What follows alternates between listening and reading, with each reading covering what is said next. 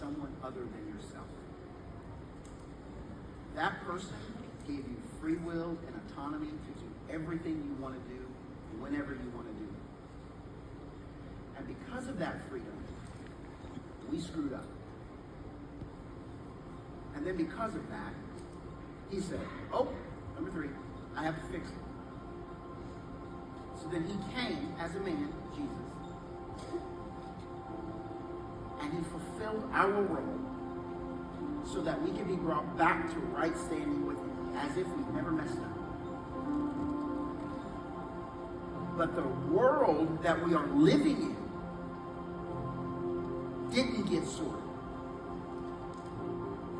When you ask the question, why do good things happen to bad people?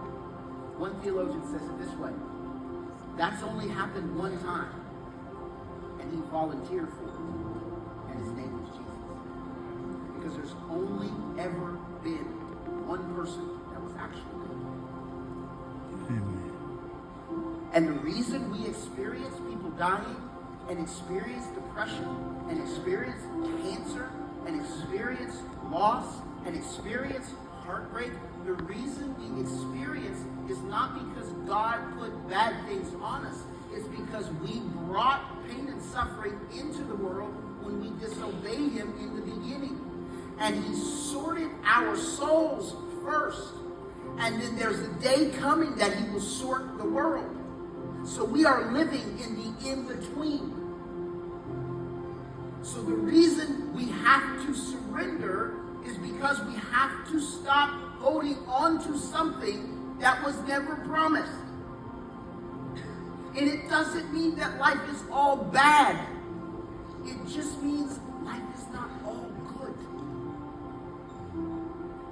But when I surrender and say, you know what? I'm working really hard to be a great husband, to be a great father. This is me personally. I'm working really hard to be a great husband and to be a great father. But there are going to be days when I suck at it. You don't believe me? Call Shelby. She'll tell you all the time. I'm doing my very best to be a great pastor, but there are going to be days that I miss it. I'm doing my very best to not sin and miss the mark, but there are going to be days when I miss it. I'm hoping that I live in a world where everyone has my back and they love me and they don't look at me and say, well, I can't receive for him because of the color of his skin, or I don't trust him, or I don't like him because of the color of his skin. But I do know there are going to be some people that do that.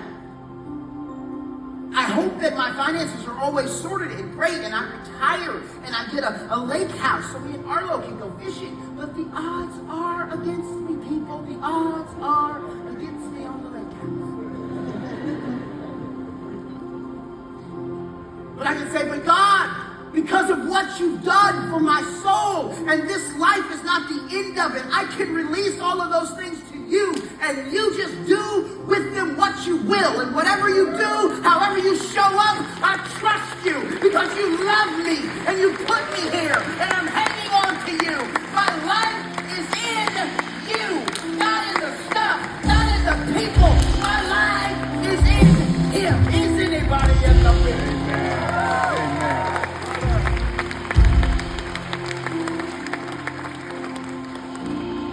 Stop striving for perfect lives, perfect Instagrams, perfect stuff, because it doesn't exist. But we can strive to know him. We can strive to love him. We can strive to serve him. We can surrender everything to him.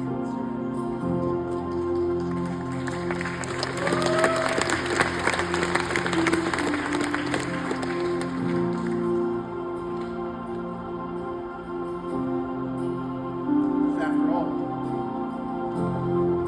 Scripture says, I'm dead,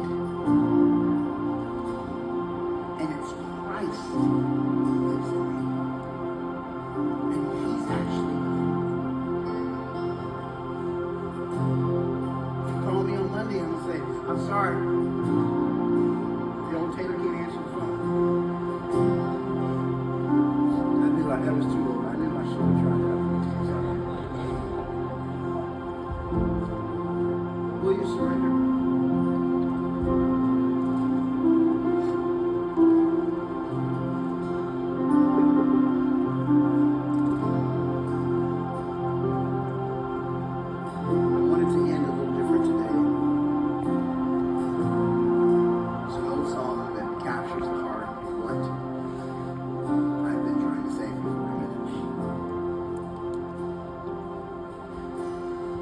talking to Pete. We were having a meeting. And I was like, this is what the sermon's about. I had a really horrible idea. A couple days later, he said, I have a better idea, Pastor. It always happens like that. That's why he does what he does. I do what I do.